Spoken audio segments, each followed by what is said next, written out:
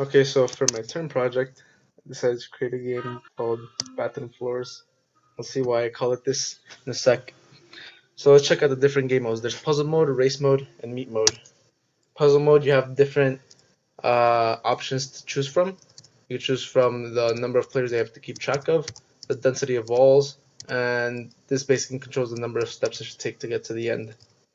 So if you play with one player, you'll see that there are two uh, different colored objects on the map. There's this red object and there's this red object. This one is you, and this is your goal. So you just have to move around, and when you get there, you win. Cool.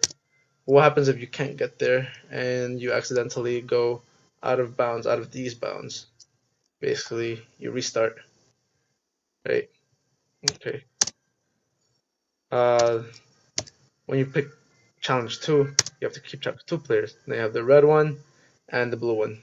So you have to try to get them on the same square. Notice that if this red one goes down and it goes out of bounds, you restart the entire game. Also, note that if this one is moving up while the red one moves up as well, if the red one is stationary, even though the blue one moves, you could still move the red one at any location that you want. So just check it out. So it's just a trick that you have to use in some cases in order to solve the puzzles. And then finally there is challenge 3. Obviously you have to keep track of 3 players. It becomes much harder at this point. I also added a secret mode, which is you don't have to keep track of 4 players, but everything just becomes the same color and becomes even harder. But that's just extra. Anyway, for race mode you have the same options to choose from, except whoever you race against a friend to reach the destinations first.